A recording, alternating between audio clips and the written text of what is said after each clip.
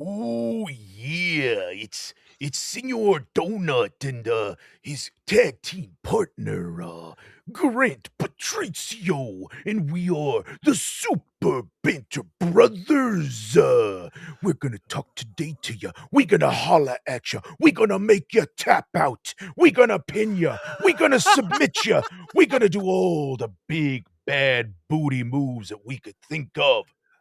How many good night everybody's could I have thrown into that intro alone, my dude? So many, so many. I love it. How is everyone doing? I am Señor Donut, and with me, as always, is Super Banter Brother. Grant Patrizio. And with that introduction, it's hard to know if it'll ever be topped. Nice going, brother. Nice going, brother. Thanks, thank you. Um, we are the Super Banter Brothers, and we talk any and everything nerd, gaming, culture related. We are here today as we are on every other Monday. If you are watching this or listening to this via your YouTube or your favorite podcasting source, uh, we have been deciding, mulling over what exactly we want to bring to you today in terms of a topic of discussion. And Mhm. I don't know if you could maybe guess at what we're going to be talking to you about based on what the title of this episode is and also the intro that I just gave you a second ago. Um, do you have any guesses, Grant? I mean, well, I get to see you for the video podcast, and I think I get the reference. But before we spoil the topic right away, just to build up some extra drama and suspense, why don't we start the way we start every episode with a brief check-in, brother to brother? What have you been playing? I will gladly guess after we stall a little more. So, last week, I actually took a break from streaming. I did Hmm, not stream last week. I did collab with another streamer, but I did not actually stream. got it. Um, for that collab, we played a round or two. Actually, it was just one round, one 20 round turn of Mario Party Ooh. that I lost. Oof. Yeah, I know. We played with well, Keva Loco 5 set it up, and then Quirky Quacker also joined in, and Foxling Bubble as well, both Hmm. of who had never played Mario Party Jamboree. Uh, So okay. it was an experience for sure. Um so when I play games that are competitive or something of that nature, I Mhm. usually, I put more emphasis on the drama, the high stakes. Yeah. Um, you've played games with me, Grant. You've played Oh. Smash. You've kicked my ass multiple times in Smash or Mario Kart, enough to the point where I'm saying, things like, "Oh, great, here comes Grant again, gonna kick all our asses." And you have rightfully, thought about it and been like, "Dude, are you okay with me playing? Do you not want me to play against you?" Right? Because you said that to me in the past, right? Yeah. Because And because it's true. Like games are supposed to be fun. If playing with me robs you of that fun, then what are we even doing? Please continue.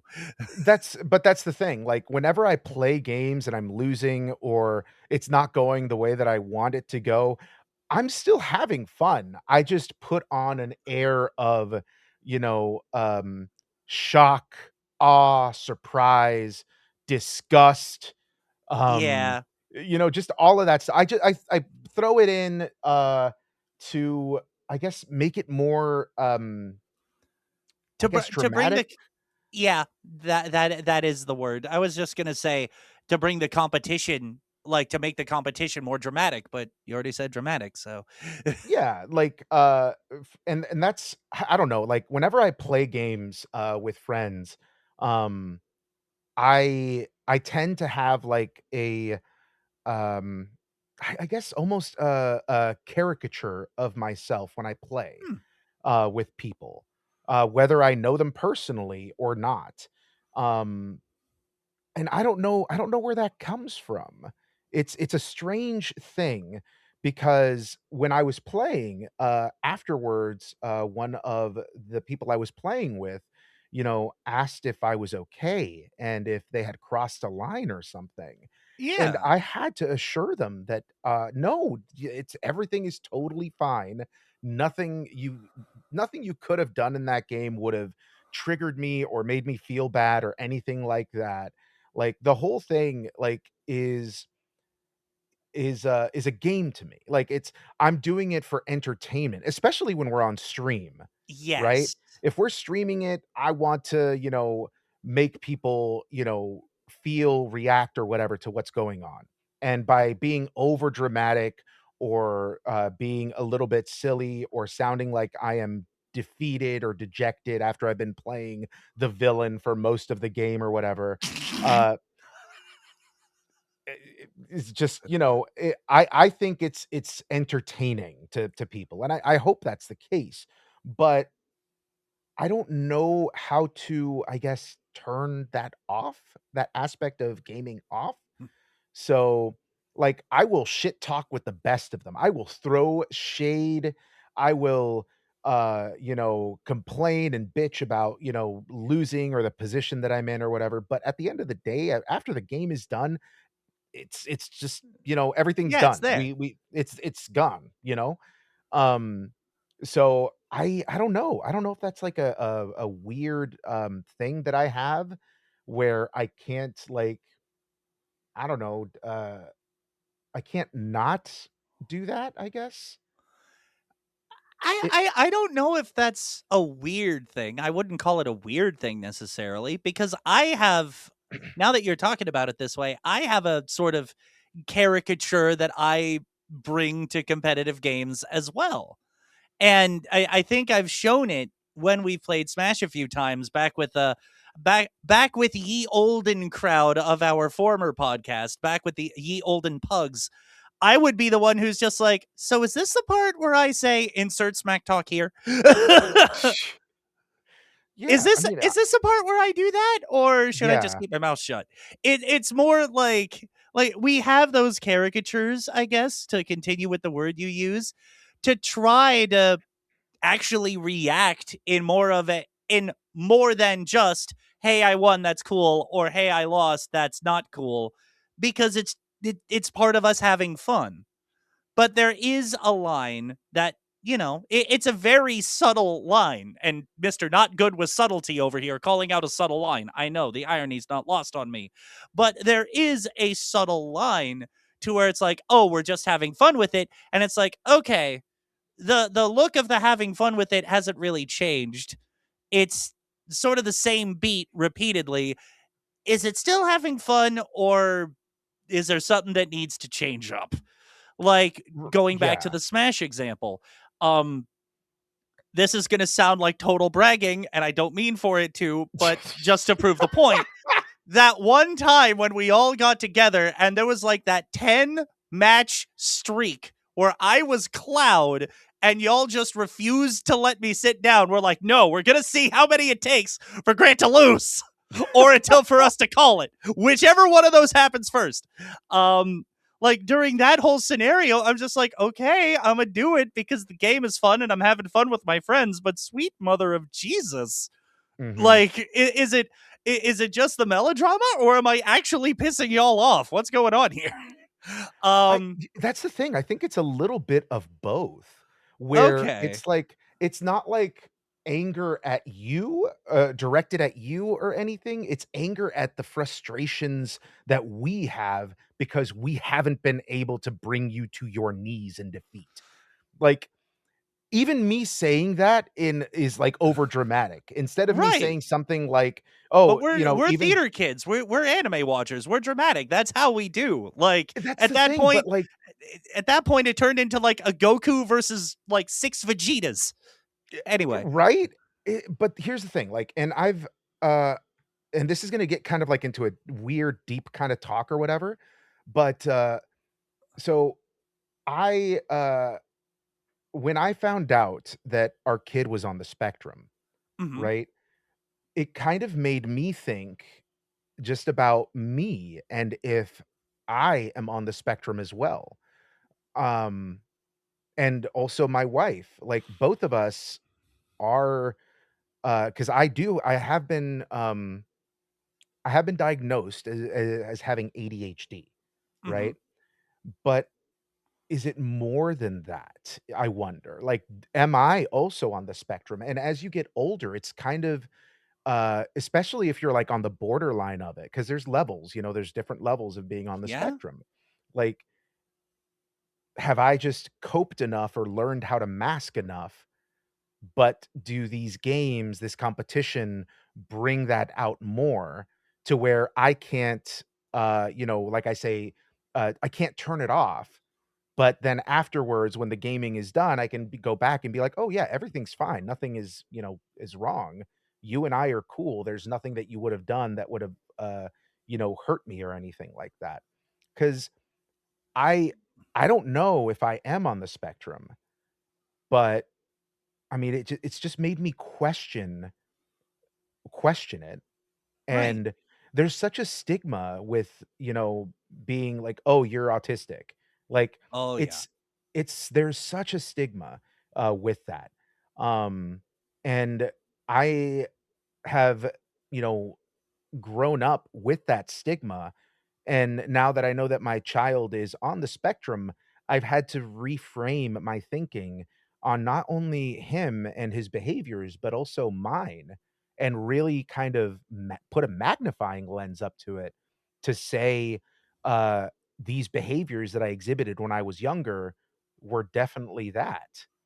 And coming to terms with it or denying it or whatever. Like, I'm still constantly battling with that idea of, you know, what am I on the spectrum? And, you know, if I am, even though I'm undiagnosed, can I say that I am on the spectrum or not? Like, there are certain things that I do or certain ticks Hmm. that, people say that I have or whatever. And I can't tell personally if I am or not, nor does it matter if I am or not. I don't like there to be any kind of label that makes me feel like an other instead of who I am, which is me, which Right. is being unique. Like, there is Exactly. only one me, and nobody else can copy what I am. And the thing that I guess is the thing that kind of made me think more about it is just this discussion right now Hmm. has just made me think about that. Like, is this something that is me, or is it something that is classified as, oh, all people on the spectrum do this or whatever, and it's just like I don't know. I don't know what that behavior means. Is it positive? Is it negative? It's just it's me, and it's genuinely me. It's not like I say that it's a caricature, I say that it's an act or whatever, but Right. if I can't turn it off, is it an act or not? You know? To take some advice from, something that we discussed last time we actually hung out off show in person. Is this something you just wanted to, vent about, or is this something that I may also chime in with? Because No, you I can chime in. This sweet. is a I podcast. We talk back and forth. even still, like, wanted to show that line of respect, that line of boundary that we talked about last time we were in person. I Because appreciate that. I deal with a lot of that too. Like, even as a kid, it was like, as a kid, I showed signs but was never diagnosed. Mhm, And then my journey growing up was very similar to what you had said about why does the label matter? My mhm, current therapist is in that boat and tells me all the time, the label can be there, the label doesn't have to be there. The key thing is learning how your brain works, learning what triggers what, and learning to be in process enough to be able to do what you did and call it out. Basically saying, is this an act or is this really me? Where does it come from? Is it something I feel like I had to put on just to fit in with people back when I was younger that I've carried with me? Is it a newer development? Doing that work, regardless of your label, or the label of whether or not you're on the spectrum or diagnosed with anything, because I'm not. And you, me, and our IRL friends have all basically confirmed without an official diagnosis that I am also somewhere on the neuro spice rack. Mhm. So it's, we all have those quirks. They're either us or something that neurospicy people do. And regardless, they are still us. If we Mhm. like it, then we keep doing it. If it serves us and doesn't hurt anybody, that's fine.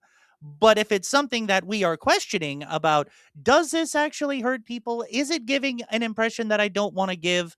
That's the work that we need to be doing. And you're already doing that. So on the one hand, having the label would be nice to know, just to be like, oh, no wonder this is this way. It's a function of this part of my brain, this thing that I just got labeled out, whether it be on the spectrum, ADHD, the combination of the two. But at the end of the day, whether or not you have the label, you still need to do the work. Mhm. And as long as you're really doing the work and coming up to the answers to those questions, it's not that the label doesn't matter. It's that the label should be used as a way of just like comparison, not self criticism. It shouldn't Because the, define you. right, that's what I'm trying to say. Because Mhm. the work that you do on yourself, label or not, your actions and how you present yourself, that's what should define you, not what a label says. Mhm. Mhm. Also on stream, I did something else, and Oh, this is probably oh, gonna I already, oh, I see the corner. I see the corner. this is probably also gonna define or not define, but also be like, "Oh, yeah, yeah, definitely." I made this on stream the Oh other my day. God. It is a, pixelated version made of Legos of Super Mario, and Yoshi Oh, from Super Mario World, I see the and crank. the little crank right here does this. Oh my God. He It walks. moves perfectly like it does in the game with Oh the my arms, the God. legs, the cape, and then also meow, Oh my meow. God. Yeah. Not gonna lie to you, not gonna lie to you, brother. If I hadn't seen that announcement that you were building that, that was going to be a gift for you from me at some point. Oh, word? Oh, man. Yeah, it was Um, going to be because that's I amazing. like there's like near me there is a straight up Lego store that is stocking all of the video game themed Lego sets now. So Well, before you go out and buy another video game Lego, gift or anything for me, I do wanna let you know that I also have The Legend of Zelda: Last Battle for Ganon, from the Ocarina of Time, so you don't have to get that that's one for me son of a either. sailor. I saw it and I had to buy I've been very, very, fiscally stupid, um, because I am still unemployed. Um, I'm making very little from streaming, but, I am still buying these Legos, these games, and these other, like, things for my stream, hoping to write them off as tax expenses because it's a business, and It is. all of this stuff, my Lego cards or sorry, my Lego sets, my Lorcana cards, my equipment, my games, all of that is played on stream. Yep. So, I'm hoping that I can write it off as a business expense, and, this is gonna be the year that we try that and see how that goes. Um but, yeah, not financial advice in any form or fashion because, I make horrible financial decisions, um, but it was this Lego set, the Legend of Zelda one, and I also managed to get my hands on uh, the Kanto starter set. Oh, I remember when you told me about that one. The Oof. box itself is huge. Not It's surprised. uh, I I saw the measurements of the box, of the model, And I was like, "Oh, yeah, this will be fine. It'll totally" it's huge. I don't know where I'm gonna put this set, Grant. I have I have a couple of Lego sets that I've already built, and I don't know where to put them. So that is just yeah, I keep on buying these Lego sets to build on stream, and I build them and I have fun. This Mario fucking set, I was like, "Look, I'm gonna build this Mario set for Mario Day, March 10th, and Yep. then I'm gonna play some Super Mario World because it's my favorite Mario game." I didn't look up how long this set would take to build. So I figured, you know what? This is going to be like 3 hours build tops. And then I'm going to get to playing a game and talking about it and having a good time. I Nope. started at 7 p.m., Grant. I started at 7 p.m. to build this model. I didn't finish until 2 a.m. Oh my lord. I was so fucking exhausted the next day. I can imagine. I also like props to you for having the concentration to go through the entire build in one sitting. That's what that would have taken me, God, at least 3 or 4 streams with regular brain breaks. See, a neurospicy tendency there. With regular brain breaks in order to power through. Like, what?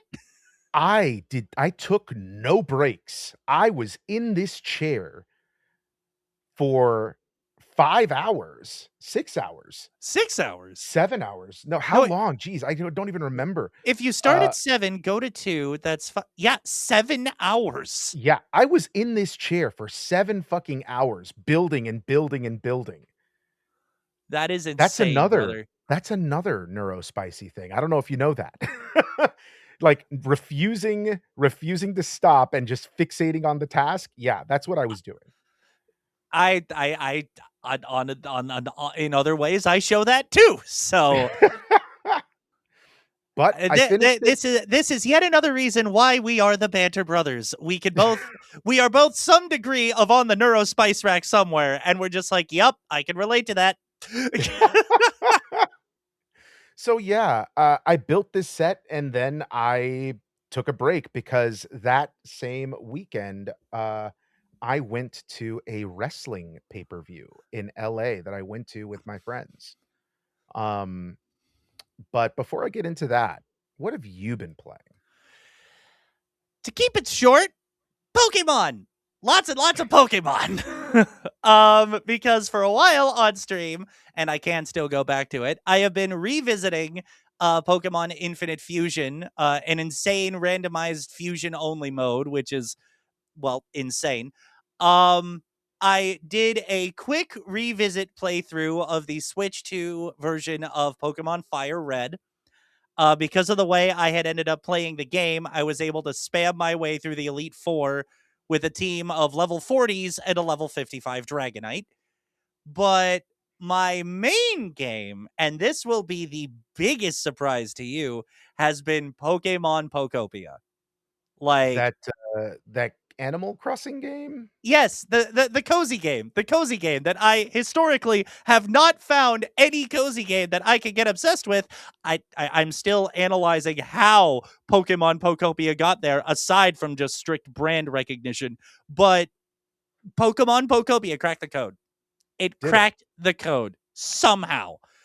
Maybe it's the fact that there are no major time-based deadlines. Maybe it's the fact that it doesn't feel like there is a crippling economy that I have to worry about. Maybe it's the fact that when you play multiplayer, you can't destroy each other's islands and builds. Maybe it's a combination of those things that, I get to comparing, like, why didn't I get into Minecraft? What took me away from that? What took me away from Animal Crossing? What took me away from Stardew Valley? What took me away from Cult of the Lamb, or at least playing Stardew and Cult of the Lamb single player? Why don't I enjoy those things single player? Mhm. And I think it's because, or at least this is what I've come to as of this episode's recording. I think it's just because there is a story to go through. And while Mhm. it does say, this is the story, and you should do these things to make the world a better place, blah, blah, blah. This is Professor Tangrowth. Um, there is also literally no pressure to do the things that you want to do. And if you use the online resources correctly, you don't even necessarily have to play through the story to get the things you want to get. Mm, Because with your camera on object mode, with a certain dream or cloud island, excuse me, the one you put on the goggles for, mhm, I found the apparently an equivalent of an Animal Crossing treasure island in Pokopia, where you could just take a picture of anything you want to 3D print from this island, including full habitat builds, rare patterns, berry trees, just random decorations for your town, all of the fully built fossils. You can snap pictures of them, take them back to your 3D printer, and if you grind up enough, and if you grind for enough rare Poke Metal, you can just 3D print these items. So you don't even necessarily have to play the story to get the builds you want, but you still can. And that's how you'll unlock all the other abilities you get for your Ditto and stuff. So there isn't pressure, but there is still a story. And because you can't mess with other people's islands while still sharing them, from my experience so far, you can have people come to your island, play games and stuff like that, but know that your island will not feel the effects of somebody who's just like, oh, I want to take this because I'm here. They can't do that. mm. We need to talk off stream about this. Yes. Fair enough. Recording is done. We need to talk about this. Okay, but all of this to say, I've just been Pokopia obsessed. Like I discovered a second area of the first map where you start, and Hitmonlee, Hitmonchan, and Hitmontop all now have a Hitmon shop where I can do item trades for things that I wouldn't necessarily find any other way. So I've been building custom homes and like assigning new habitats and planning things out, and I'm not even done with the story yet because I'm saving story beats for stream, because I'm also playing it on stream. But I am getting lots of new Pokemon, building new habitats. Um, Pallet Town is becoming a thing slowly but surely. Um, but yeah, it's basically been Pokemon this, Pokemon that, Pokemon everywhere as far as my gaming goes. I'm going to be getting a streaming respite this week because Mega Man is coming to Sonic Racing Cross Worlds, and you know what I do on my channel with a new festival. So, Gonna be grinding away on that Mega Man content. not very much of a grind. I usually just get whatever gadget they offer and whatever horn they offer, and then I call it quits. Off stream for the PlayStation 5, that's where the grinding happens. So is the PlayStation 5 version of that game your main like account? That is my main account. Yes. Gotcha. So Yes. what else do you unlock in that game besides a horn and a gadget? Decals, stickers, spending tickets to get other items, like stuff from the base game shop. Mm. But the main draws are the new gadget that they release for every festival and the new horn that they release for every festival. So that's why on stream I'm like, let's get the main stuff, let's get the good stuff, and then anything else I can either come back to or not as I see fit. So I have other friends that have played this game that, brag about their rank. Yeah. What rank do you have, Grant? Um, my on-stream profile is like No, no, no, your rank. main Yeah. profile. Your Oh, main main profile. profile. I am at Legend 9, the lowest tier Legend rank 9. of the lowest tier rank of the overall Legend tier. Okay. Wow. But is that the final like Legend tier is the highest tier you can get. mhm. It's just divided from Legend 9 all the way up to Legend 1. The top players in the world who just got a grinding cap in a recent update, by the way, um, basically, if you get to now 99,999 points, originally it was just 9,999, you'd be at Legend Rank 1. I'm not sure if the Legend Rank 1 threshold is still 4 nines instead of 5, but I made it to Legend 9, and being in any sub tier of legend rank allows you to play the legend tournaments that they sometimes hold in the online modes, where Right? where they have you play with certain rules and earn sub ranks anywhere from bronze to, I want to say, emerald is the highest one. Hmm. And I think I got to either gold or platinum tier in the last legends tournament. I forget which. Wow. So I take it that you advance in rank by winning then, right? The higher the place you get, the more points you earn. Like any, and like depending on where you're at sub rank wise, you either gain fewer points or maybe lose at most like 4 points overall. Like Mhm. even when I've gotten dead last 12th place, couldn't even cross over the finish line before the game ended. I've Jeez. never lost more than like 7 points, I think. The fact that you're saying that you, of all people, right? You are the guy, uh, that all the little Mario Kart players want to be. They look up to you and see you wearing the crown and be like, "I wanna be that guy." That, oh And god, that in you're the just like advent with the advent of online gaming, that is so not me anymore. That is so not me anymore. They want to be people with usernames that I cannot properly say just because I either don't know them or don't know how to pronounce them. Like the ones with 9,999 points or 5 nines worth of points now. They are the ones with the crowns that the little ones want to aspire to be. I just want to be a person who's like, hey, I'm good at the game.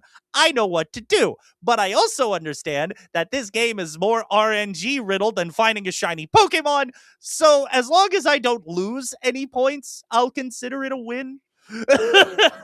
shout out to our homie Oshigad, who is shiny hunting a Lugia and is now Oh, on their 70, what is it? I think they're on their 76th hour. I heard something like they were in like the 80 something hours now, Oh, way above man. odds. Yeah, they're way above odds. Shout out to that homie right there. Hopefully you get that Lugia soon. May you get your pink shiny sea god before too much longer. May RNGeus ever be in your favor, Oshagod. Oshagod. RNGesus. Our, I was trying to make an RNGesus Arceus joke because Arceus is the Ah, god of all Pokemon. Uh, and because I'm not a Pokemon fan, that one flew right over my head. eh, a lot of my jokes are the flying type. They fly over people's heads. Anyway, Oh my god. So, before we get more sidetracked into Pokemon, because Pokemon yes, is what has taken up your life, uh, yes. let's move on to our topic. Do you have a guess as to what our topic is going to be about? Well, considering the intro, considering the voice you put on, I've been wrestling with a few ideas about what it could be, Have and you now? I have, and I think it's just some sort of. I have a feeling you're gonna, you'll be the lead point on this one, like I was with the last episode we recorded. Go check that out if you somehow don't get sick of my voice yet. Um, I think it's going to be something wrestling related, but I'm not sure which direction you are going to pile drive it off the ropes. Ooh, I think you're correct. This is a topic that I am the most knowledgeable on between us. Um, we are going to be talking about pro wrestling, the best soap opera that you could watch on TV. Um, I love and that I framing device. Please continue. I say this because pro wrestling has evolved since the days of yore. This huge, and like talking years, like 30, 40 plus years. And pro wrestling goes back to further beyond what I grew up with. Because full disclaimer, I am not a pro when it comes to talking about pro wrestling. I am merely a fan, much like Grant was during the Kingdom Hearts discussion. Right. I am just a fan that is recalling things from my past and trying to frame them in ways to make you, the viewer, listener, maybe interested in looking at this. So let's start at the beginning of what I recall, right?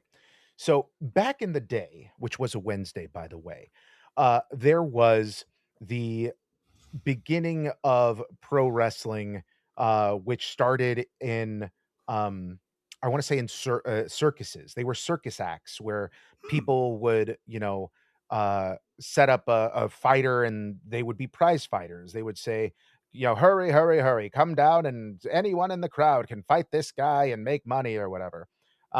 And what would be usually the case is they would have a plant in the audience that would, you know, be big, strong, tough looking, and then that would lose to the person, making it believable in how they lost to basically Hmm. con and swindle uh, the viewers. And that's why a lot of those old timey kind of wrestling uh, corporations, and such companies, are called carnies because it started in that kind of, uh, atmosphere, that kind of environment, right? So, that is way beyond, what I grew up with. I grew up with the WWF, the World Wrestling Federation, and its competitor, WCW, World Championship Wrestling. I I remember got those names. I I got remember into those pro names. wrestling when I was, I wanna say maybe, 8, starting with, like I said, the World Wrestling Federation, now known as the WWE, or quite simply, the E. Um, Ugh, it's known as the yeah, E? amongst some of the IWC, which is the Internet Wrestling Community. That's Oh. yeah. So, uh, this I'm gonna let you know right off the bat. This I'm gonna try very hard not to get into a tribalism spat between wrestling promotions and brands. I will fully admit that I do not watch the WWE based on their business practices and based on my moral standards. Gotcha. Okay? Okay. That being said, I am a fan of NJPW, which is New Japan Pro Wrestling, which Hmm. is centered in Japan. I am a fan of Stardom, which is a Joshi, which is an all-female company of pro wrestling. I am also a fan of CMLL, El Consejo Mundial de Lucha Libre, which is set in Mexico. And I am also a fan of AEW, which is All Elite Wrestling, which is That's the a one I've seen with you when I've been down to visit sometimes, huh? yes, yes, it is. So these companies that I've mentioned are the breadth of what I currently watch out in the wrestling sphere. But back in the day when I was the miniest of donuts myself, uh, Oh. I was a big fan of the WWF, the World Wrestling Federation. They had, the superstars like Hulk Hogan, Ultimate Warrior, Razor Ramon, Shawn Michaels, Bret the Hitman Hart, um, you know, Yokozuna, all of these different, the Undertaker. Like I could mention all of the pro wrestling names that I know off. Oh, you know what? I just thought of something, but I will save it for the end because it'll be silly. So Oh, good. Yeah, spoiler free. Keep it spoiler spoiler free. free. Oh, good. Keep it spoiler free. So, that being said, I've been around for a while watching pro wrestling. Mhm. I have been watching it since I was 8 into my teens and then dropped off when I went into college, and then got back on to it after, I wanna say WrestleMania, I wanna say 30? Maybe 29? I'm not sure, I don't remember. All I remember is that the match that brought me back, to the WWE was John Cena versus The Rock. Oh my, Um, that would be an iconic match to come back to. it was an iconic match, but I missed most of the ruthless, I mean, and I would say all of the ruthless aggression era, because when you look at pro wrestling from the WWF's perspective, you look at it from different eras. You have the era that I was most involved in was the Monday Night Wars and the Attitude Era. Those were the eras that, Hmm. I was most stuck glued to television, not wanting to miss any episodes of any, Monday night programming. But, there have been other promotions since then that have their own eras, that I am not super familiar with. But what is pro wrestling? Pro wrestling is a thing that has been, uh, shunned. When I was growing up, people would always come into a discussion and be like, "Oh, you watch that pro wrestling shit? Don't you know it's fake?" Right? You've That heard that, that right? that I've heard that certainly was a common thing back in the ye olde decade of the 1990s. And it still comes up nowadays. Like, a lot No. of people, yeah, it still does. Like, everyone, like, if you say, "Oh, yeah, I watch pro wrestling." "Oh, that isn't that fake?" Like, people, and I say people, pure sports enthusiasts, that watch, NBA, Mm. NFL, MMA, or whatever, boxing, they always look at pro wrestling as a bastardization of sports, right? Because it's pro wrestling, right? Wrestling is an Olympic sport. It is a Yeah. genuine sport. But pro wrestling is seen as fake. And because it's fake, it's not worth watching, right? A lot of people say, "Oh, it's fake," and then they move on. There's a lot more to pro wrestling. And for you that are watching or listening, I challenge you to think about it this way, right? This is my this is my TED Talk on why Mm. you should watch pro wrestling, or at least give it a shot, A right? donut dissection, if you will. Yes, yes, a donut glazing of the professional wrestling sport. So, professional wrestling has a baby face and a heel, and they fight in a ring. And this fight, and I use quotation words because it is staged to look like a fight. Both pro wrestlers and referee in the ring know who's going to win the match. And they may call audibles depending on if somebody is injured during the match, or depending on crowd reaction, which is not usually the case, because the booker, who is the person that is in charge of writing who wins and the storylines and who loses and all that other stuff, they usually have made the call long in advance. And it is up to the performers, or producers of each match, to come up with how to make the match entertaining, right? And you have different schools of thought on, what makes a match entertaining. If you're a fan of the Japanese style pro wrestling, it's called strong style.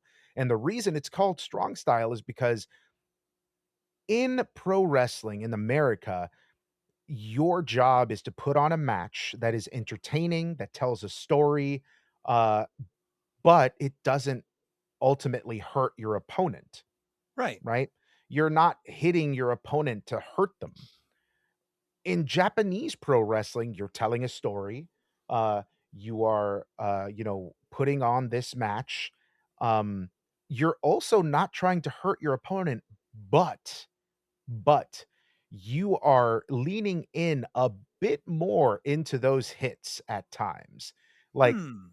have you seen when, in pro wrestling, which I know you've seen some with me, uh, either live or on TV when you come visit, when guys just straight up line each other up and then slap the shit out of each other in the chest, Yeah. right? So these things where you're slapping an opponent in the chest is in American pro wrestling, it's a couple of slaps to the chest and then you move on, right? To the next spot, which is the next thing on the action card that you have set for the match. But in Japanese style pro wrestling, they call it pro wrestling or strong style, where it's more pure, right? These guys slap each other so hard and for so long that their chest is bleeding and it looks like hamburger meat. Ooh. They do it as a show of my fighting spirit is stronger than yours, and I'm gonna take your hits as long as you can dish them out, and you're gonna fall before I do, right? Wow. These matches, right? These strikes, uh, is one of those things where you either are a fan of it because you're like, "Yes, this is the fighting spirit. This guy's not giving up." This is those moments in life when you get knocked down 7 times, but you get back up 8 times. This is that moment where you grit your teeth and you take the hit and you keep on moving forward and you beat adversity. That's what this is really a picture of. It's a picture of the human struggle against Mm. everything that's out in your way, right? Your job, life situations, money issues, whatever. All of this is perfectly summarized in this beatdown that an opponent is giving another opponent, where you are almost surviving out of spite. Out against all odds, you are getting beat down, but you keep on going. That's what that struggle symbolizes to me, and every time I see it, I just get, like, pumped up because it's that internal human struggle that you have. To struggle is life. Like, you have a lot of different perspectives, when it comes to life and what a good life is and, what makes life life. You know, uh, Yeah. there's song lyrics like, "I want something new to die for, to make it beautiful to live." That's Queens of the Stone Age. It's a song quote that lives with me, lives rent free in my head. But without struggle, there can be no advancement, Yeah. right? You're Um right. if everything comes to you on a silver platter, that doesn't make you an amazing person. Right. There has to be some kind of struggle. And that's what that chop symbolizes, where these guys are just going at it until their chests are purple and bloody against each other. That is strong style, right? Versus the American style where it's more focused on the telling of a story in the ring, right? Right. I'll give you an example. So, long ago, which was not even that long ago, maybe 15, 20 years, there was a match between Shawn Michaels, the Heartbreak Kid, um, and another wrestler named Ric Flair. I believe it was a retirement match, I think. I'm not sure. The memory of it is hazy to me, but it was a match of an old man who was fighting a younger man, right? Mhm. This this struggle of, an old man not giving in to their fate, not giving into the fact that they're old and their body is tired and needs to stop. A lot of pro wrestlers, in the past at least, uh, have seen stardom, have bitten off that piece of stardom, and have, wanted to hang on to it for dear life and savor its flavor as long as they can, and have gotten to the point where their bodies can't keep up, but they still try to do it, even though their body has long ago given up the goat, like or ghost. I think that's the term. Either way, Um, I get what you mean. yeah, Their minds are basically saying, "I got to keep going," when their bodies are have been begging them to stop for a long before they realized it. yeah, and you see it all the time. But this wrestler, Ric Flair, who, even back then, I think was in his 50s, like maybe early 60s, and is now in, you know, their 70s or 80s, probably 80s, honestly. Um, they are still living off of the name that they built for themselves back in the day. They have even tried to get back in the ring and do things, but they are a shadow of their former self. And when you see that, like, at least for me, you know, I feel pity. Like, it's one of those things where you see the condition of time and its toll on a human body. Every experience that their body has racked up, every bump that they take. A bump in pro wrestling is whenever they fall on the ground, right? Mm. Whether that's through a slam or just them falling on the ground. Because in pro wrestling, you learn, right? When you're learning how to be a pro wrestler, you go to a school to learn how to do those things, how to fall properly, how to make a move look believable. Because, like I said, you want to make this fake match look real. You want to make it look so that when people watch it, they are concerned about what these wrestlers are doing in this match, If I may right? jump in real quick, Please, because a lot of please. these things sound like, for those who are more, to use your soap opera analogy, for those who are more in tune and uh, following of like traditional soap operas, you have to go through an acting school, an acting Mhm. program in order to get a shot to be cast in those things, where there will be slaps, there will be other forms of fighting where you have to, essentially it's stage combat training, where you Mhm. have to be able to sell the move on a camera or on, in terms of a wrestling ring, a multi-directional stage. Yes. Be So while yes, it is called fake, hate to break it to you, but so is pretty much every acting thing you've seen ever. It's called acting, children. So, like, if you're one of those who's like, "Oh, it's fake," well, then so is every TV show you've ever loved. Hate to spoil it for you. Just get over that. But having to sell a move just seems like, in a way, to more generalize it, stage combat training. Having to do it for just a multi-directional stage. Yes, because, and this is, different from being a stunt double, right? Right. Because in the movie industry, you have stunt doubles, you have, people that have, worked out, toned their body for these kind of things, Yeah. to learn how to fall properly so that they don't hurt themselves, to learn how to, take punches, stage combat, like you said.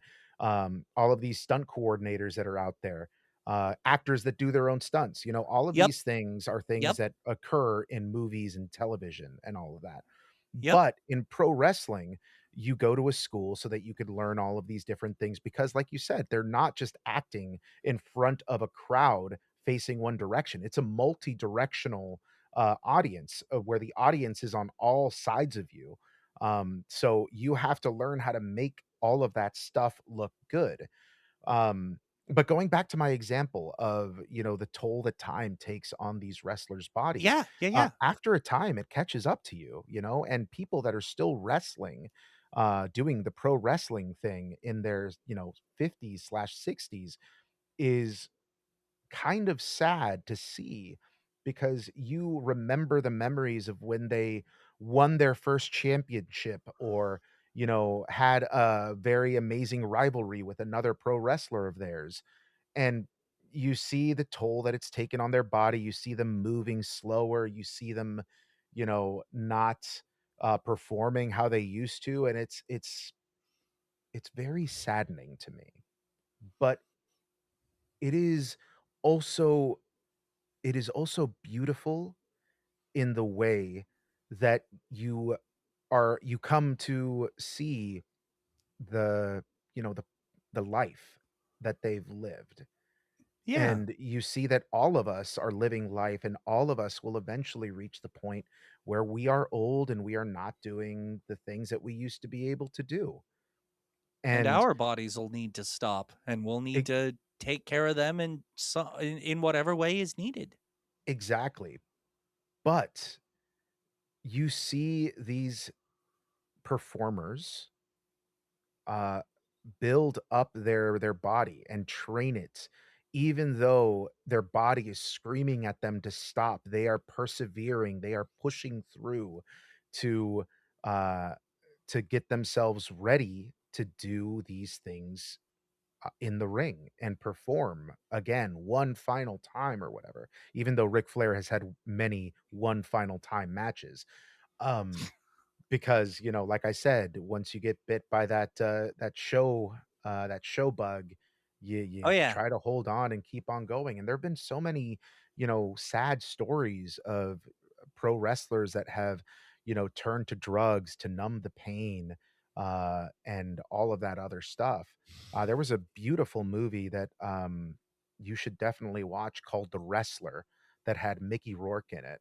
It was a Hmm. fantastic movie. Mickey Rourke, Marissa Tomei, um, it had a lot of actual pro wrestlers in it, and it was kind of like a behind the curtain look at one of those aging, pro wrestling stars. It's a very good movie that, I totally cried at because Oh, it reminded me of just the fragility of, the human condition.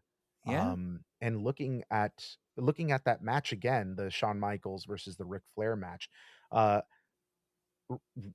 Shawn Michaels really looked up to Ric Flair. Like Ric Flair was a hero because he was wrestling when Shawn Michaels was, still a kid and was looking up, and he had to fight him. And in this match, you saw that struggle of like a boy meeting his hero and having to put him down.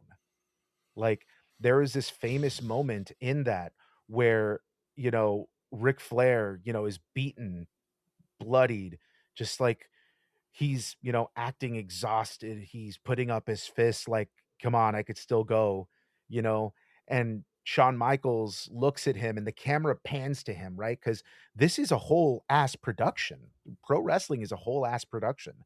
They Mm-hmm. have these moments planned out. They have, a lot of it is on the fly stuff because stuff happens spontaneously sometimes that you have to be ready for, you know? Yeah. And this moment that has been burned into my memory, and I'm sure a lot of other pro wrestling fans' memories, uh, is the "I love you, I'm sorry." Like, you see the camera pans to Ric Flair, who's, like, beaten and bloody and has his dukes up and is, like, dizzy, doing his best, like, "I'm dizzy Street Fighter," meme going, Yeah. and the camera pans over to Shawn Michaels, who looks at him with a sincere look of doubt and sadness on his face as he says the words, uh, "I'm sorry, I love you." And he just gives him his finishing move, which is the sweet chin music, which is basically him super kicking the guy in the chin to knock him out, right? And he puts him down, he pins him, and the match is over. And it's it's one of those moments where, you know, uh it's completely captivated the audience. I mean, looking at your face right now, I'm describing this moment to you, and I can see you reacting to the story. Like, Yeah. you would have to see the match to really, I guess, feel what exactly is going on between them. Usually, they hype up these matches by giving you a video package, giving you a refresher of what the story is between these 2 people before they go on in their fight, and then their Yeah. fight happens, and that's where the match kind of builds up to the crescendo and then the climax of the match to see how it finishes, right? these these matches, these performances, because wrestling is not fake. it is predetermined because everyone knows who's gonna win. The battles that these performers go through, the strain that it puts on their body is real. There have been countless cases of concussions that have put wrestlers on the shelf indefinitely. People that have broken bones, broken their backs, been paralyzed, because of a move that went wrong or something of that nature. Like, these things are not fake. And when somebody says, "Oh, yeah, wrestling's fake," right? It grinds my gears as it does any other fan of professional wrestling because, of course, we know that it's not real. We know that these people have practiced these moves, before the doors open to the show. We know that these people have gone over what they're gonna say on camera. We know that these people have, are friends in real life, even though they're bitter enemies Yeah. on screen. We know this, but it's the suspension of disbelief that we hold to be true when we watch it live in the same stadium or we watch it on television. It's We it know it, this it to be is fake. it is a show. It it That's it exactly it. it's a show, and that's why I made the crack I did earlier. Like, if this is a show and it can be called fake, literally any other show can be called fake for literally the same reasons. But for those who are fans of wrestling, or for those like me who, like, I enjoyed the matches that I've seen with you, whether it be on TV or the one we went to in person a very long time ago. Like, sure, there are just some things that I may not get, and I'd have to ask for clearing up from, and you did when we went to the show in person or anytime I've asked. But it's just a matter of, do you like the show they're putting on? Can you see Mhm. that it's a show? Can you vibe with the story of it, or at least try to vibe with the story? And even if you can't vibe with the story, are you coming into it liking the flashy moves? Can you vibe with the flashy moves? The Like, flashy moves, right? there are ways to get into it, and to, like, just like with any sort of performative medium, there are ways to get into it that can make you a fan or a casual enjoyer, even if the consensus is, oh, it's not real. Because again, performing, yes, it comes from a place of real authenticity when it comes to the performer, but there are scripted elements to every performance. Like, taking Mhm. it out of wrestling for just a second, even those like unscripted comedies that we see on TV all the time, there are elements of scripting to them. There are plot lines. You get from point A to point B because character does a certain thing. Mhm. Like, I guess I just don't understand, and this is more from a casual enjoyer standpoint who knows the acting side just in general, for voice acting as my primary vocation. Mhm. I don't understand why I don't understand why the stigma is still there that it's fake, especially if you understand that wrestling is a performance. There is a story to be told, there is work behind it.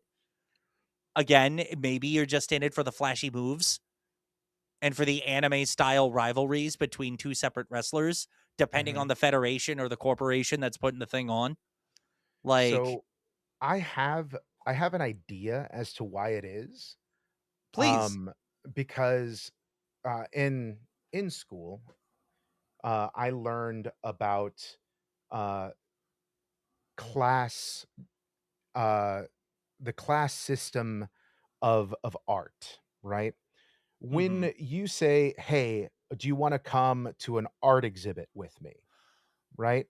That immediately Mm. brings to mind, "Oh, we're gonna go see sculptures, we're gonna go see, paintings, murals, it's Right. or something of that nature," right? When somebody references art, right? Art is subjective. Art can take many different forms, and when you talk about like, "Oh, hey, I'm gonna go to the opera," that is considered by society, a high art, Yeah, right? it's Because true. people who are, uh, extremely well educated and know of what that art is beauty, uh, they will see that as a high form of art, whereas professional wrestling, which is also an art because of all of the training that has to go into making these moves look not only believable, but brutal and also beautiful. There is a lot of differences in terms of pro wrestling where you see things. For example, uh, I talked about New Japan Pro Wrestling and their Puro Reso style, their strong style. I've talked about the American style, which focuses more on heavy story, Mhm. and then you have the Mexican style of lucha libre, right? Which has the same kind of, thing, which all pro wrestling does usually, which is, a técnico, which is, translates into, technical, right? This is their phrase for good guys or baby faces, as we use here in the States, and then a heel or a rudo, which is basically a rude boy, basically, which are the heels, right? Those are the bad guys. In that style, it is much more acrobatic focused and much more focused on applying submission moves. These Mm. submission moves contort a body or a limb in such a way that looks extremely painful, but is also masterfully applied so that it looks almost artistic in how a body is contorted to look, in a shape, and Yeah.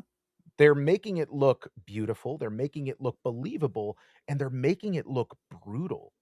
It's known as llave technique, like a key technique, right? Because you would need a key to unlock the move that was placed on the other individual, right? Yeah, and that's what, and that's what tapping out would be. Tapping out's the key there, right?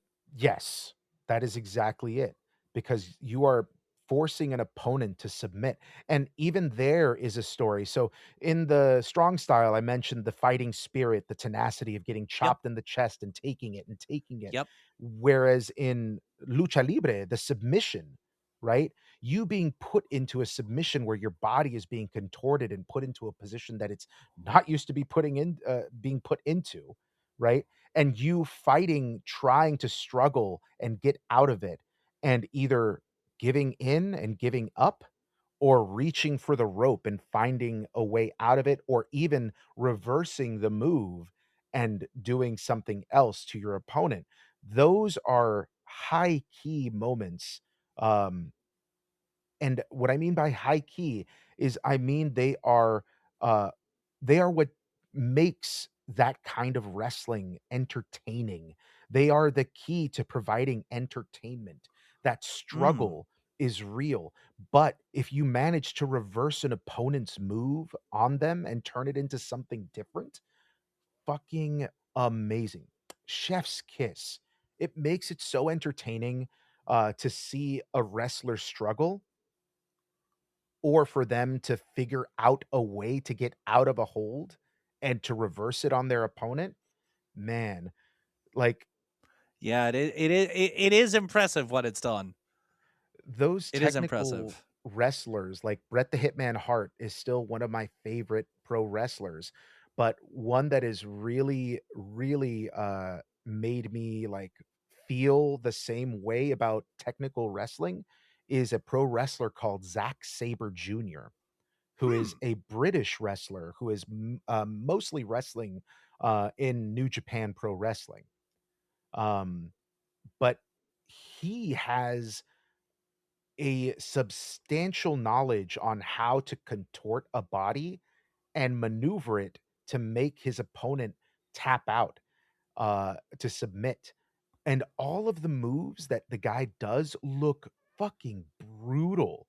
Like, the thing that he does that makes it even worse, like, for his opponent, but makes it even more entertaining, is that he doesn't just keep the same move on an opponent. He switches out of that move into something more gruesome looking Oh boy. every 5 seconds, What? almost like clockwork.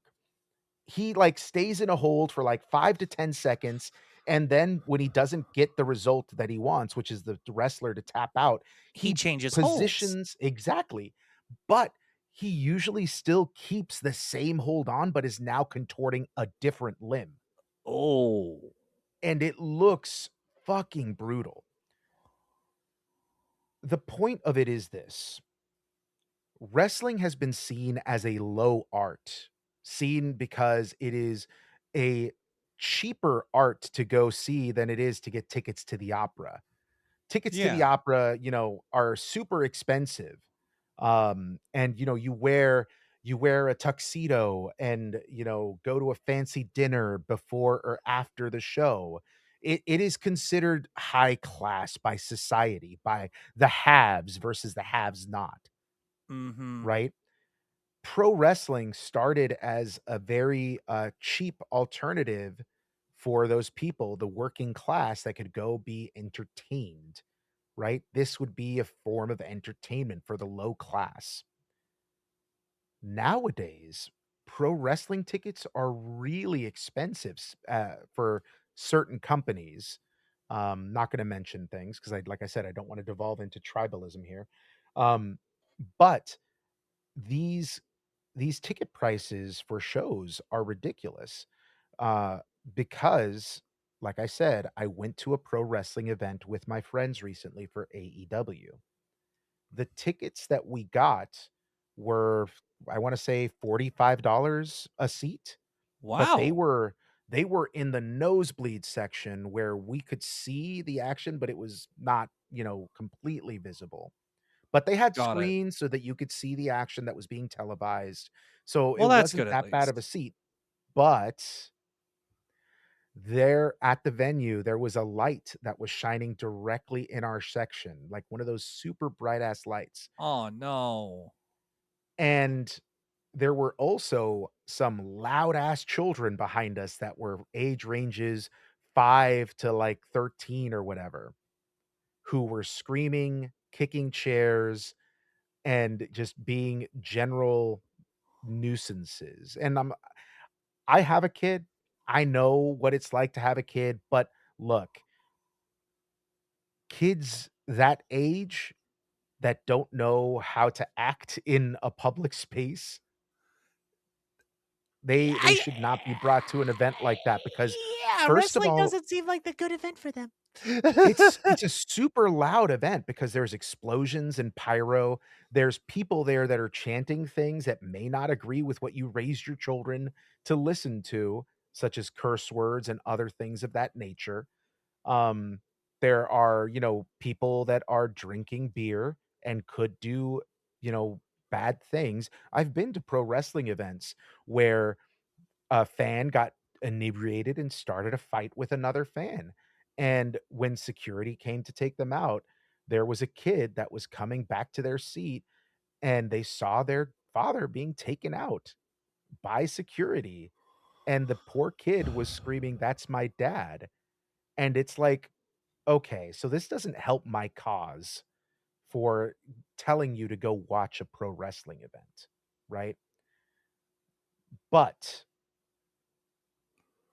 I have been to multiple wrestling events where the fans are quite pleasant, where everyone's willing to chat and joke and listen.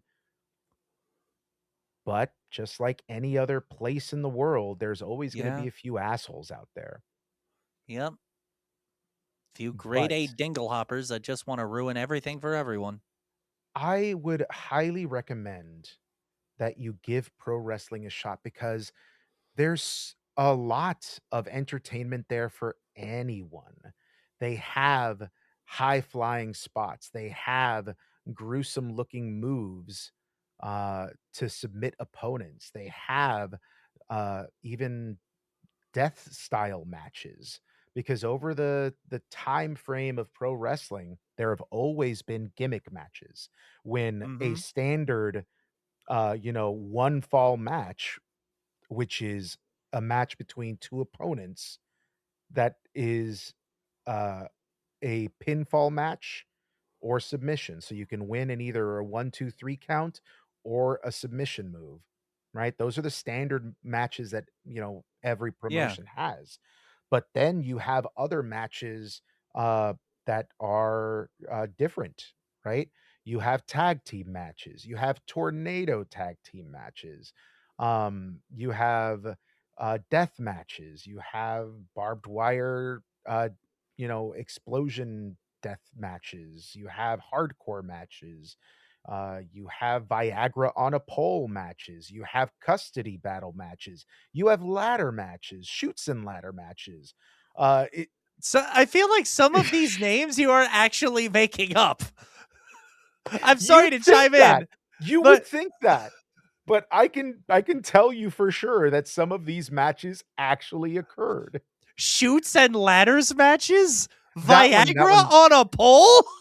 so the shoots and ladders match didn't happen. That one I did throw in there for funsies. Oh my god. But the Viagra on a pole actually happened. It did. Oh my god. That sounds less like a wrestling match type and more like a move you'd find in a WeHo bar. Good grief. So, Sorry, going please back continue. going back to pro wrestling, right? Let's put what I said on hold about watching pro wrestling because I think we need to address the Viagra on a pole in the room. Um, so back in the day when I was watching wrestling, which was mostly the Attitude Era and, the Golden Era as well. Not the Golden, the Silver Age, I would say, which was the 80s. Hmm, You had the Attitude Era, which is where you had WWF versus WCW in the Monday Night Wars. got it. Right. Now, pro wrestling has such a rich history in terms of where it came from and where it's been and where it's going that I cannot talk about everything in detail in the time frame that we have. But I do wanna touch on some of the moments that shaped me as a pro wrestling fan, which is the Attitude Era, which was when, I was in middle school and everyone started doing the "suck it" chants, right? Kids would Oh, cross their arms, right. they would chop their crotches and say, "Suck it," right? That was the era of Stone Cold Steve Austin, D-Generation X, Val Venus, who was a porn star that had turned wrestler and who had the choppy choppy pee pee incident. Um, yes, yes, I know. This was the era that, was uh, centered mostly around teenagers and 20 somethings to get Hmm. them to talk about the product, and, just make it more mainstream. Because the WWF did do something, to help the view that wrestling was, not something mainstream.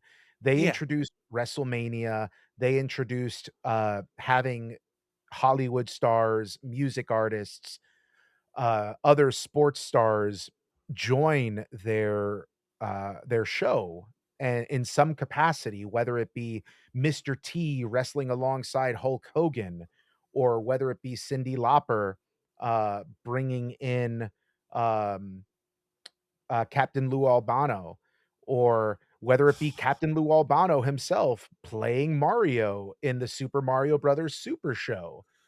Um, there's My there god. all of this, right, was brought about because the WWF, which was what it was then called, brought media attention to wrestling, and it has only just exploded since then. Hell, Mhm. even at the event that I was at, Wayne Brady was in the audience in the match, not they weren't involved in the match, but they got involved in a match but they were sitting, Wow. yeah, I know. Wayne Brady had to choke a bitch. Um, I totally thought that was gonna happen, but he didn't end up choking anybody, but it shoulda happened. That was a missed opportunity. But regardless, um, these things, right, have brought mainstream attention to pro wrestling. But the Attitude Era is where you had all of these crazy things start happening, where you had a porn star who turned to pro wrestling and who was partnering up with a pimp called the Godfather. Oh uh, my god. yeah, bro, it was all about tits and ass back in the day.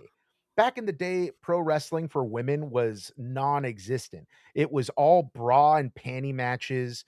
These women performers were doing their best to put on matches, but all that it devolved into was bra and panty matches, fucking, just TNA all over the place, and it the the wrestling got lost. But nowadays, we have a lot more women performers who are very good in the ring and who can do great things in the ring. And women's pro wrestling is actually a respectable thing. It's not about, oh man, this performer has got a rack on them or has got such a great ass. It's not like, oh, we're gonna, the promotion isn't about that anymore. It's about them beating the shit out of each other and proving that they're just as hardcore as the guys, right? Women's wrestling has evolved greatly and made such huge leaps and bounds forward from where it was when I started watching. And you have companies like, you know, again, because they were the only American company for a while, the WWE, that brought Mhm. focus to women, but you also had the conception of AEW, All Elite Wrestling, which has now been in production for, I wanna say, 6, 7 years almost? No, like 6 years now, actually, Hmm. where they have been around for that long as the little, T-shirt company that turned into a pro wrestling company, which is ridiculous, first of all. But they Wow. are the main competitor to the WWE, and they have been a breath of fresh air for a lot of pro wrestling fans that have wanted something different than the WWE for years now. And now that there is finally another competitor on the market, the pro wrestlers themselves have more of a leverage point when it comes to discussing contract and how much they make, right? Um, Yeah.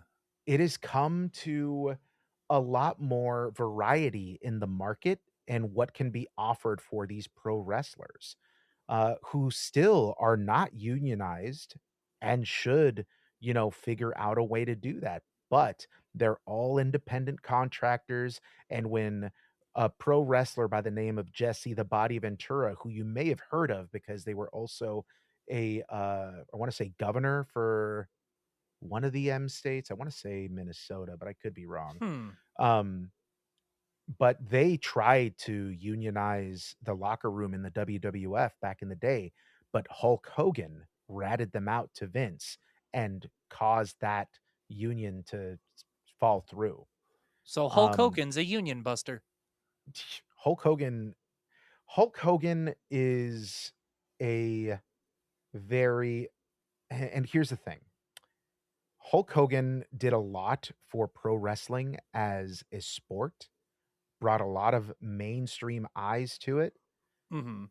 The character Hulk Hogan will be remembered as uh, someone who did a lot of good and brought a lot of eyes to the product, but the person portraying Hulk Hogan, Terry Bollea or Bolea or whatever, however you fucking pronounce his name, is a piece of shit, and you can quote me on that.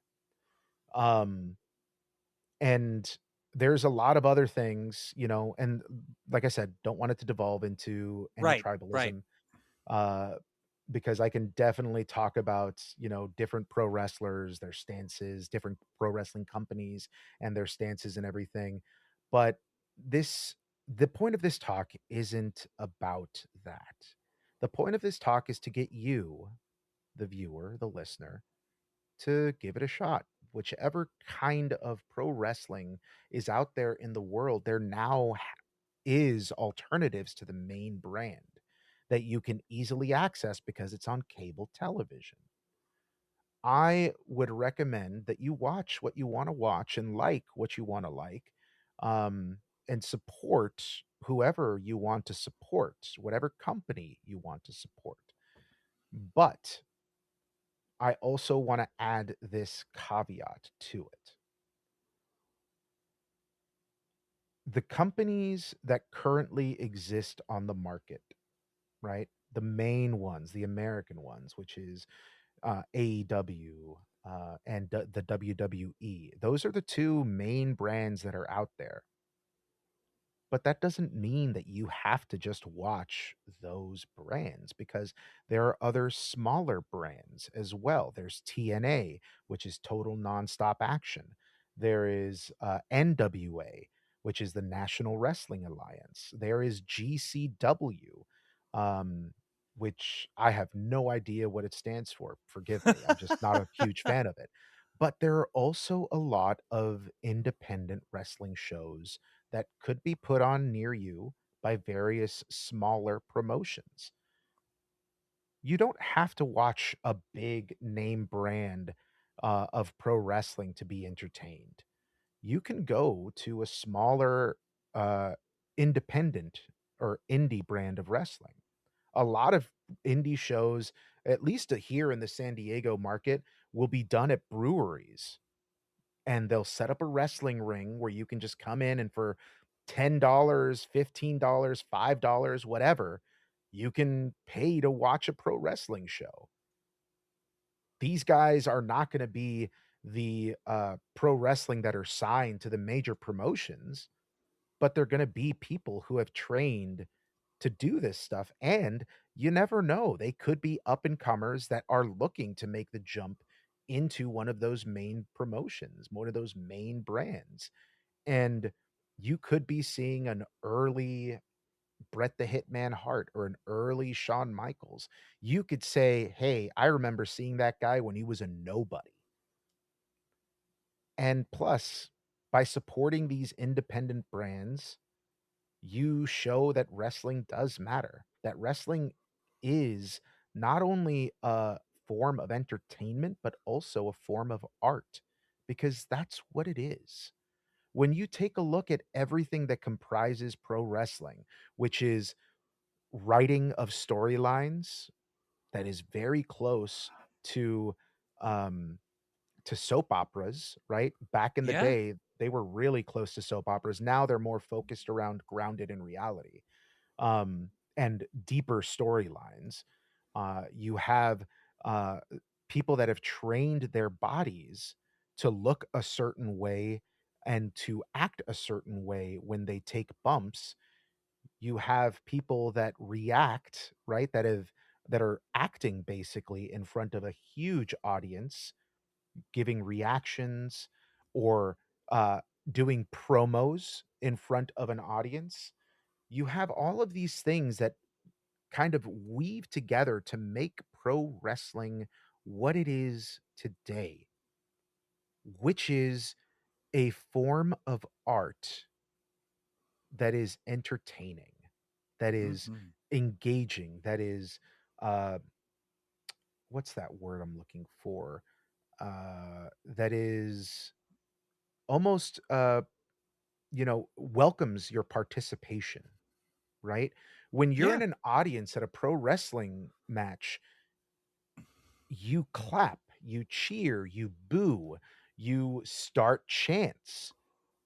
That's one of the great things about the pro wrestling sphere when you are at a live show is whichever size crowd that you're in, whether you're in like I said, a brewery or you're at a stadium, when one person starts a chant, it can reverberate throughout the entire stadium, and you have Mhm. moments like you had on live television when 2 pro wrestlers were about to go at it, a "fuck ice" chant started in the audience, and this was shortly after, the events in, was it Minneapolis? Minnesota? I always get those 2 mixed up. Well, when ICE, killed, Nicole Good and, Yeah. Alex Preddy, I believe. Yeah. You have social commentary that goes on in these matches, maybe not by the promotion itself, but by the crowd that goes to watch them. These moments these moments are happening in a pro wrestling show. And if that happens at a pro wrestling show, what do you think happens with the rest of the country when Yeah. something that is considered low art has the crowd hijacking the performance that's going on in the ring by chanting something like this? I'm not saying it could start a revolution or anything. I'm just saying that it's very interesting to see social commentary being made by not only the promotion slightly because they don't want to step on any toes, but by the audience of said promotion. And the fact that the promotion isn't silencing the audience, which is something Yeah. that other promotions would do. So Yeah. give pro wrestling a shot. You will not only be entertained, but you might walk away with a new friend, I whether you mean, like it or as not. as someone who I've only ever been in person to the one we went to Lucha Underground, right? We did. That's Lucha that's the one we Underground went to? was Okay. yes, it was a promotion that was not a promotion, it was more of a TV show. It was something Mm, completely different than what was being put on at the time, but it had a lot of independent wrestlers who actually now work for either the WWE or, AEW or another overseas, company, right? That was right. a weird amalgamation of television, like, drama, like, earlier I said that it was a soap opera. Yeah. This wrestling promotion was leaning very heavily into the drama side of things to the point where they created, like, I wanna say vignettes, storyline vignettes that were more like a TV show than it was an actual a promo, because in Mm, pro wrestling, you have something that's called a promo, where a performer, right, the wrestler usually gets in front of a camera and talks about how they're gonna beat up their opponent or what they did in the ring last week, that it was just the beginning, or some yeah. other, kinda shit like that to build up their character, to build up the hype for their match. But Lucha Underground did it so that they could tell an overarching story of the promotion. It was, not a promo in the sense where a performer would come out and talk shit to their opponent.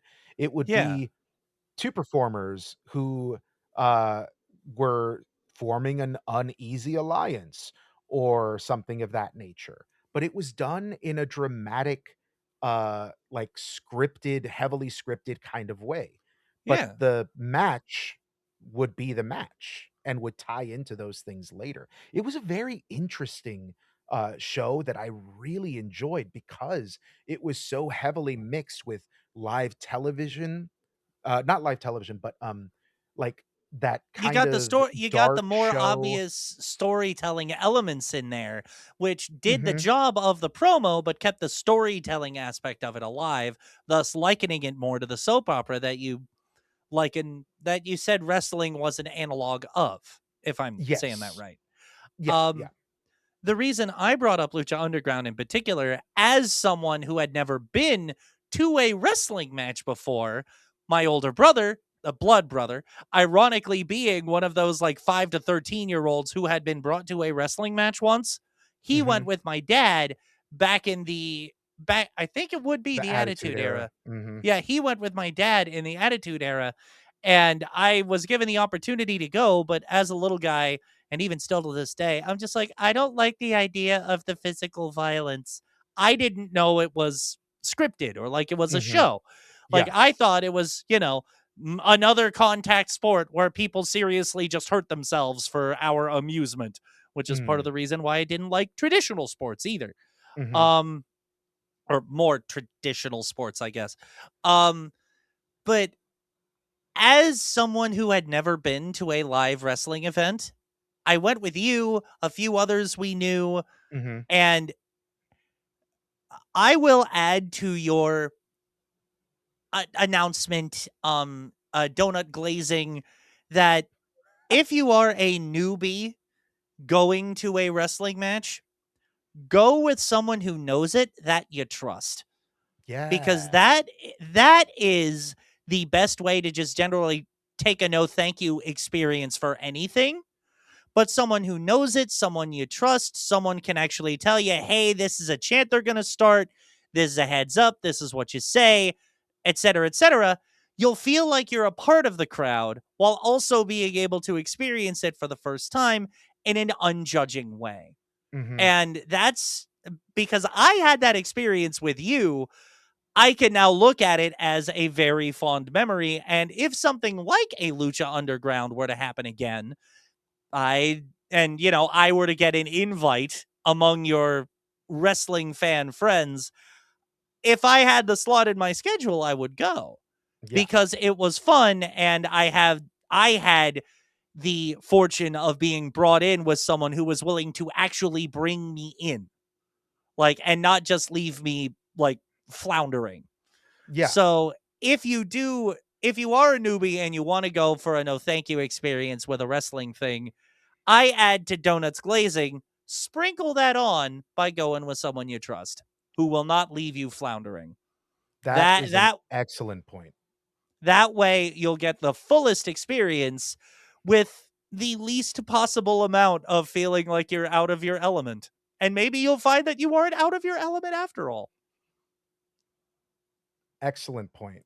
I'm so glad that you said yes to coming because honestly, if you did it that way, if everyone did something that way, you would for sure become better friends with the other person because they took an Right. interest enough in your stuff, your interests, to actually give it a shot and jump in and see what it was all about, you know?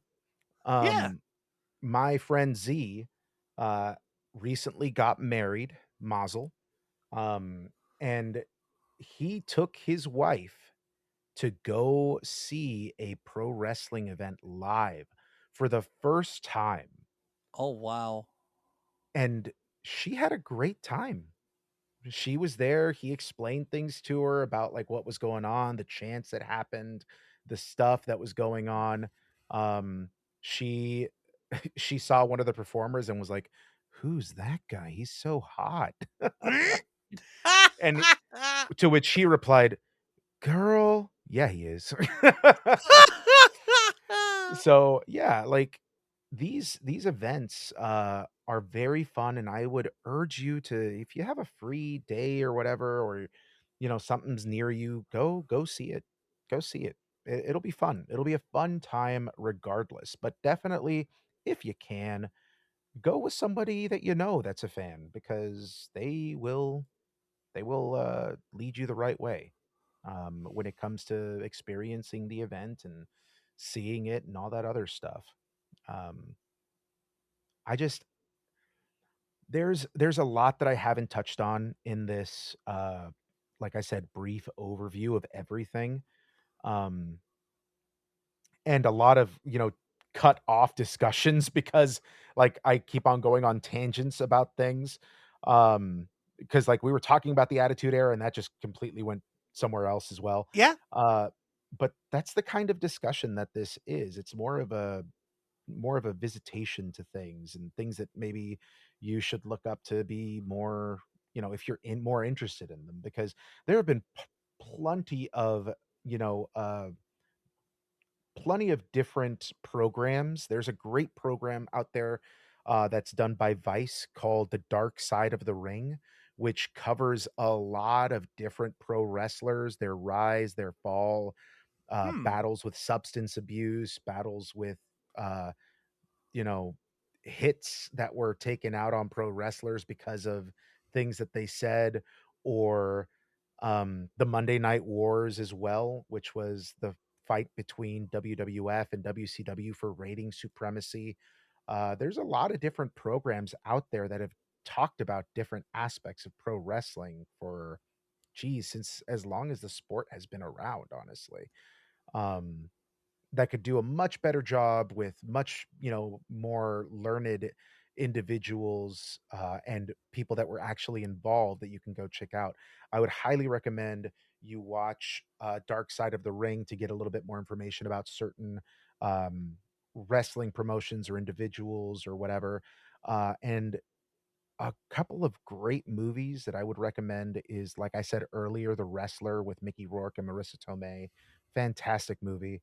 And then another one that was made more recently, which was done by A24, um, that was called The Iron Claw, which Ooh. had to do with the Von Erichs family.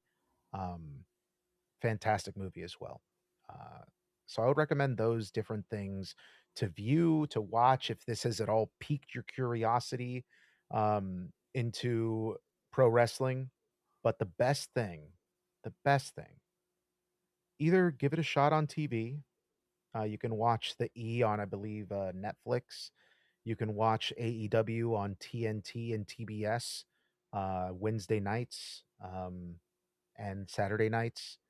And then also, you can, um, watch Japanese pro wrestling. You can watch highlights. All of it's on YouTube. Um, but for sure, if you have a friend that's into the sport, if you have a friend that's into the sport that you can trust, that won't lead you astray or whatever, and there's a show in your area, go with them.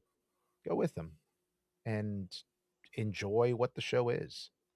So Yeah. that's honestly all from me because I don't know, like, there's just so much to touch upon in pro wrestling, its history, where we were, where we've been, where we're going.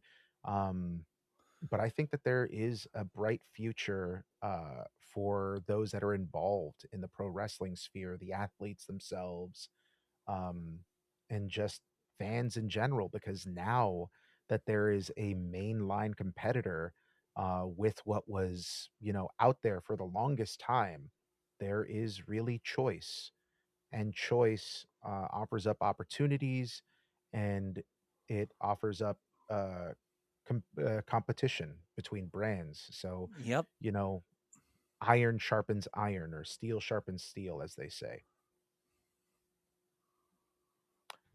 And if Um, you ever want to get into those dives, brother, this is our show. Yes, it's we want to true. entertain. We want to entertain people, make sure that y'all are liking what we're doing.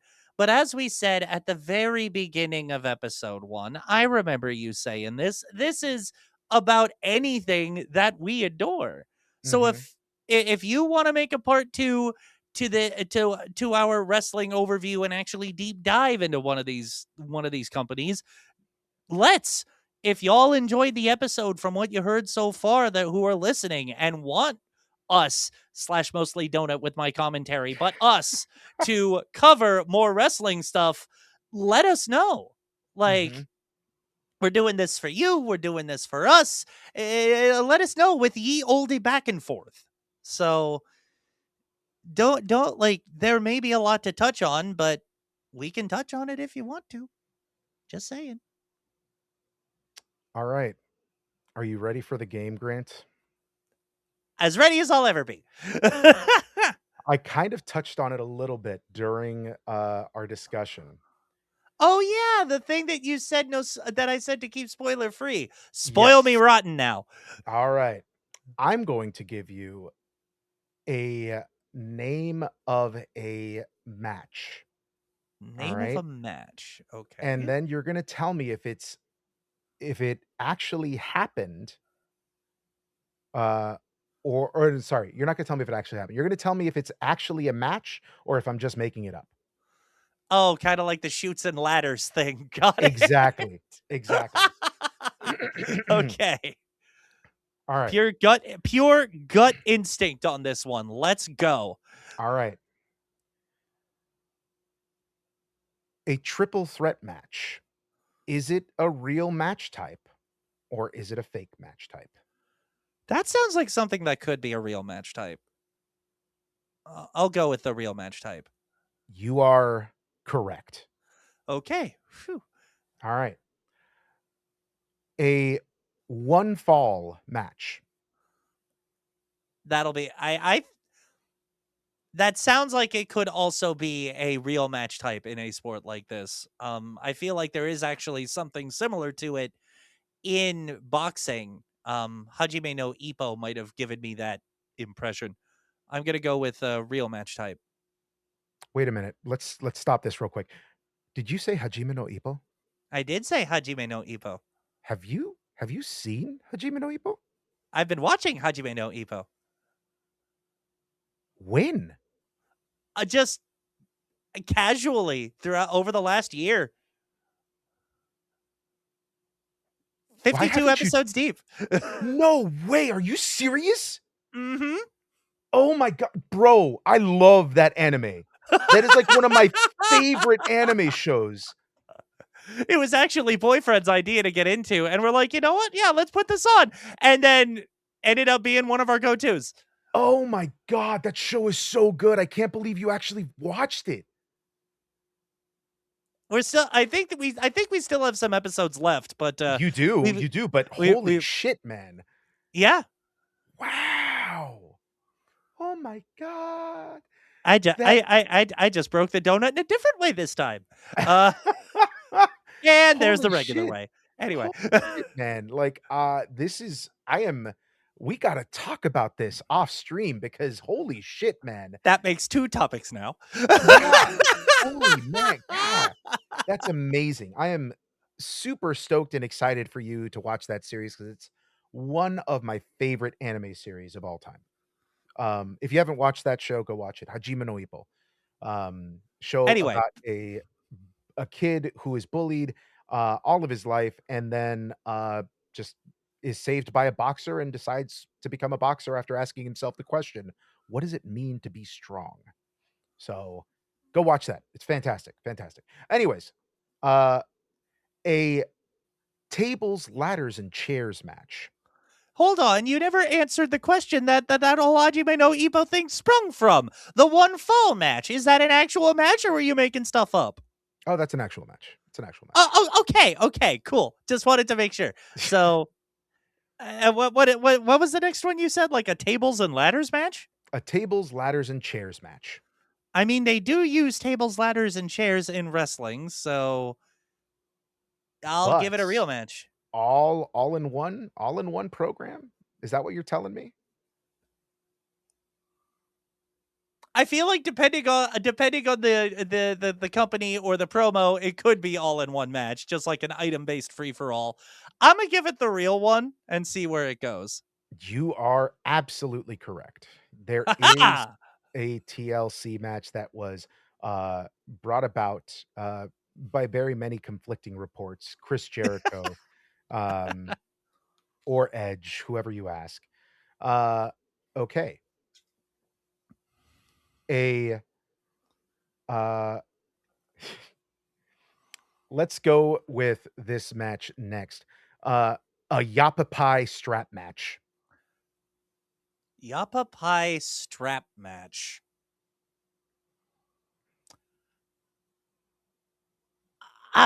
Because you giggled, I want to go with this being a real one, but just very obscure that you didn't expect me to get was real.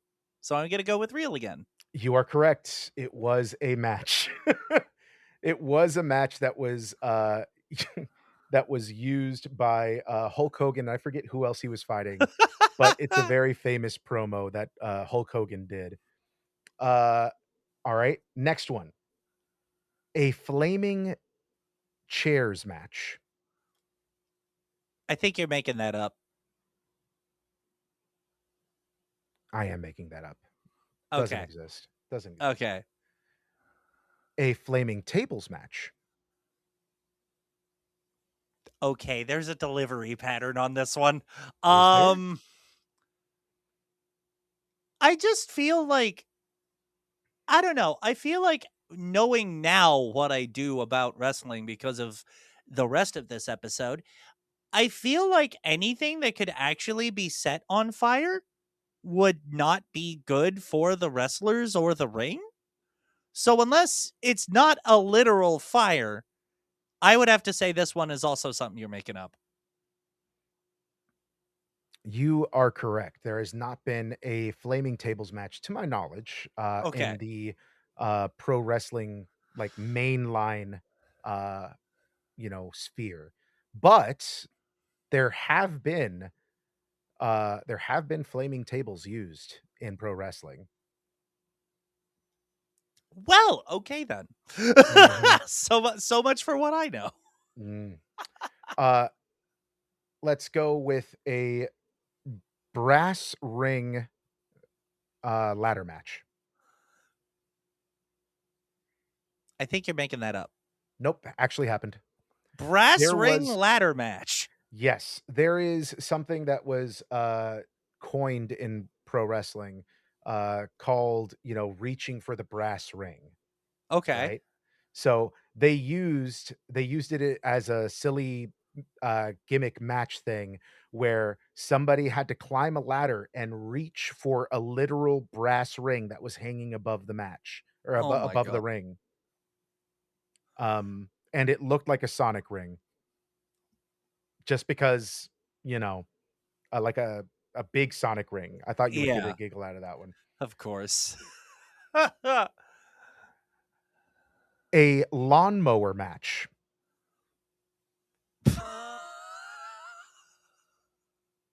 Because of everything else we've done with like literal flaming tables and chairs, ladders, rings, I want to say you're making this up because I'm just having a hard time like imagining how a literal lawnmower would get involved. You are correct, it is fake. Okay. A weed whacker match. Oh Lord. Did somebody smack someone in the head with a weed whacker? I really Tell hope me. so for the comedy, but I'm gonna say another made up match.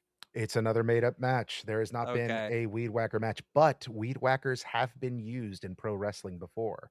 Oh my god. Right into somebody's chest. Yeah, did not look very good. Ugh. Look, uh mm.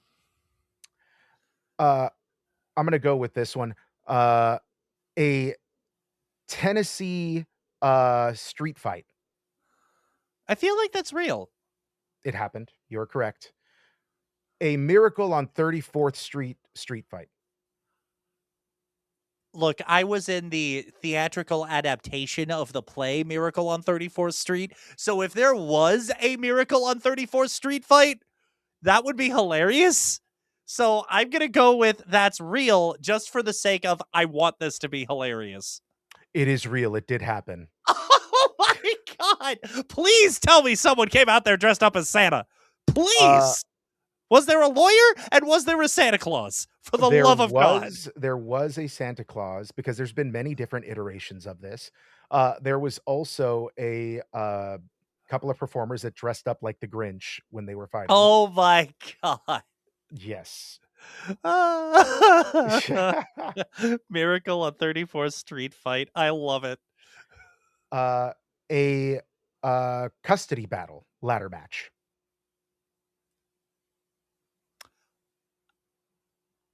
Custody battle. That's Mhm. a new one. Though I think some companies producers would name it that custody over like a trophy or something. So I'm going to say that's real. It is real, and it wasn't over a trophy. It was over a child. What? Like it was an actual custody battle?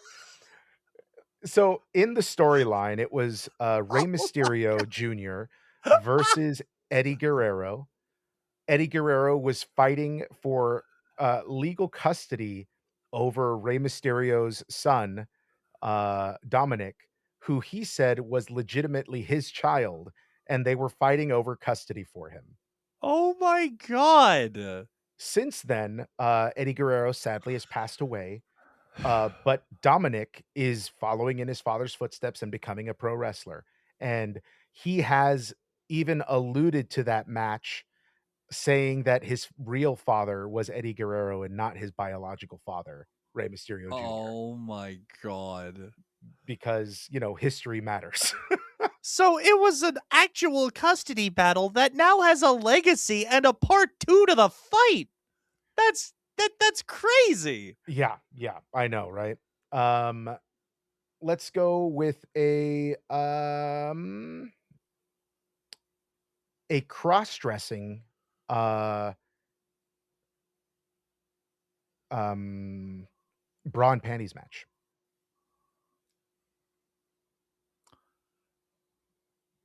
That sounds like something you just made up. I know you mentioned the bra and panties match in the bulk of the episode, but Mhm. with the long gap between cross dressing and just I don't know. Like it could very well be real, but based on the way you presented it, I'm gonna go with something that you just made up.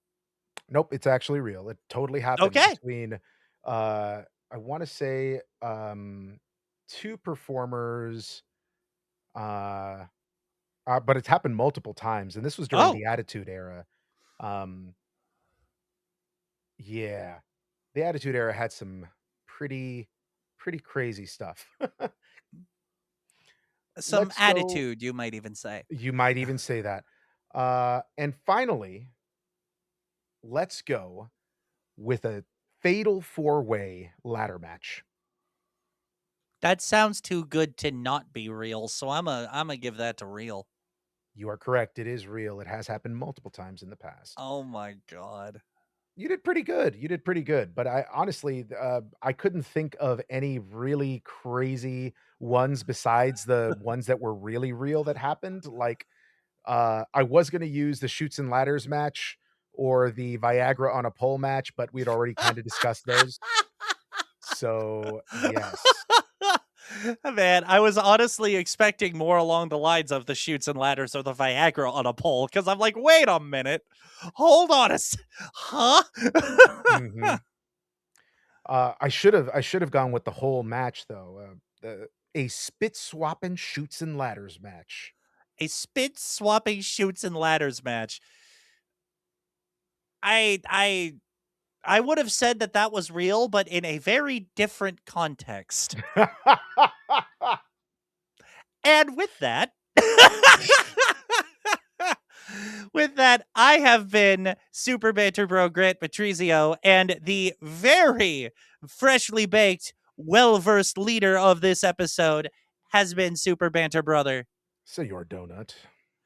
And we will see you next time with whatever our brains compel us to talk about. Could be another deep dive, could be something a little more casual, could just be the two of us rantering and bantering about things. Who knows? Either way, we'll see you there. Hope you like this bit lengthier episode than our typical, and we'll see you next time. Good night, everybody. Good night, everybody.